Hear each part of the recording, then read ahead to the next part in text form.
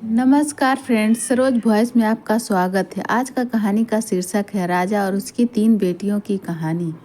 बहुत समय पहले एक राजा था जो खुद के बारे में सोचता था कि वह बहुत ही नेक सोच, दयालु स्वभाव और दरिया दिल है। उसे लगता था कि वह स्थितियों को सही से समझने, हर बात पर न्याय करने और हर विषय में उचित विचार रखने वाला व्यक्ति है। राजा की 3 बेटियां थीं। एक दिन उसने अपनी बेटियों को बुलाकर कहा, मेरे पास जो भी है वो सब तुम्हारा है। तुम तीनों को मुझसे ही जीवन मिला है। मेरी इच्छा अनुसार ही तुम तीनों का भूत, वर्तमान और भविष्य बना हुआ है, जो आगे भी ऐसा ही बना रहेगा। मैं ही तुम तीनों का भाग्य बनाता हूँ। राजा की यह बात सुनकर उसकी 2 बेटियां ने शांत मन से राजा की बात में हामी भर दी, लेकिन तीसरी बेटी ने ऐसा नहीं किया। उसने कहा, नहीं, मुझे तो नहीं लगता है कि आपके हाथों में मेरा भाग्य है। राजा यह सुनते ही गुस्से में आ गया। उसने अपनी तीसरी बेटी की कही बातों को एक चुनौती के रूप में स्वीकार किया। उसने खुद को अपनी तीसरी बेटी के सामने सही साबित करने की ठान ली और उसे जेल में बंदी बना दिया। इस वजह से राजा की तीसरी बेटी कई साल तक जेल में ही बंद रही। राजा और उसकी बाकी की बेटियां राजसी जीवन जीते रहे। राजा मन ही मन सोचता है कि यह मेरा ही हुक्म है जो मेरी जिद्दी बेटी जेल में कैद है। लोगों को भी यही लग रहा होगा कि राजा का ही हुक्म है जो उसकी बेटी को ऐसा भाग्य मिला है। उसकी प्रजा के लोग भी यही सोचते थे। उन्हें लगता था कि राजा की तीसरी बेटी ने जरूर कोई गलत कार्य किया होगा, तभी उसे जेल में कैद करके रखा गया है, वरना कोई भी पिता अपने बेटी के साथ भला ऐसा क्यों ही करेगा। राजा कभी कभी जेल में कैद अपनी तीसरी बेटी को मिलने के लिए जाता था। उसकी बेटी बहुत कमजोर हो गई थी, लेकिन अभी भी उसके विचारों में कोई बदलाव नहीं आया था। मगर राजा अपनी कमजोर होती बेटी की हालत और नहीं देख पा रहा था। एक दिन उसने अपनी तीसरी बेटी से कहा, इस तरह से तुम्हारा जिद करना मुझे बहुत गुस्सा दिलाता है।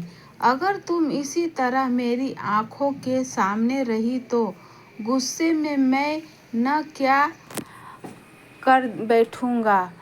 मैं तुम्हें मौत की सज़ा भी दे सकता हूँ, लेकिन मैं एक अच्छे दिल का हूँ, इसलिए मैंने सोचा है कि तुम अब मेरे राज्य के पास के ही एक जंगल वाली जमीन पर जानवरों के साथ रहोगी। राजा ने आगे कहा, उस जंगल में सिर्फ उन्हें लोग को रखा जाता है जो मेरे आदेश का पालन नहीं करते। तुमने भी अपनी जिद की वजह से मेरी बात नहीं मानी, इसलिए तुम भी अब वहाँ मौजूद लोगों के साथ अपना पूरा जीवन काटोगी। इसके बाद तीसरी बेटी को उस जंगल की जमीन पर रहने के लिए भेज दिया गया। वहाँ वह फल और सब्जियाँ खाने और एक गुफा में रहने लगी। उसके पास पीने के लिए झरने का पानी और ठंड से बचने के लिए सिर्फ सूरज की धूप का ही सहारा था। वहाँ की खुली हवा में रहते हुए और फल फूल खाते खाते वह जल्द ही पूरी तरह से स्वस्थ हो गई। उसने वहाँ पर खेती करना भी शुरू कर दिया। गुफा को उसने घर की तरह सजा लिया था और खुशी खुशी वहीं रहती थी। एक दिन वहाँ पर एक भटकता हुआ राहगीर आ पहुँचा। उसे देखते ही देखते राजा की तीसरी बेटी से प्रेम हो गया और दोनों खुशी खुशी वहीं रहने लगे। उस जंगल में उन दोनों के अलावा और भी कई लोग रहते थे, जिनकी मदद से उन्होंने उस जंगल को एक शहर के रूप में बदल दिया। कुछ ही सालों में राजा की तीसरी बेटी और वो राहगीर उस शहर के राजा रानी बन गए। अब उनके शहर की चर्चा दूर दूर तक होने लगी। जैसे ही इनकी जानकारी राजा को मिली, वह उस जंगल में सब कुछ देखने के लिए पहुंच गया। जब उसने वहां की राजगद्दी पर अपनी बेटी को बैठे देखा और साथ में एक खूबसूरत युवक को, तो उसके होश उड़ गए। राजा की बेटी ने अपने महल में अपने पिता का पूरा सम्मान के साथ स्वागत किया। उसने अपने पिता के उसके बुरे बर्ताव व फैसले के लिए कुछ भी नहीं कहा। जैसे ही राजा वहां बैठा तो उसे एक आवाज़ सुनाई देने लगा जो कह रही थी कि हर इंसान स्वयं ही अपना भाग्य बनाता है। कोई अन्य इंसान किसी और का भाग्य नहीं बना सकता। इसके बाद राजा को स्वयं ही अपनी गलती पर पछतावा होने लगा और उसने अपनी सभी बेटियों को अपने भाग्य से आज़ाद कर दिया। उसने अपनी तीनों बेटियों से कहा, भले ही तुम तीनों का भाग्य मेरे हाथों में है, लेकिन हर व्यक्ति खुद ही परिस्थितियों के अनुसार अपना भाग्य अच्छा व बुरा बना सकता है।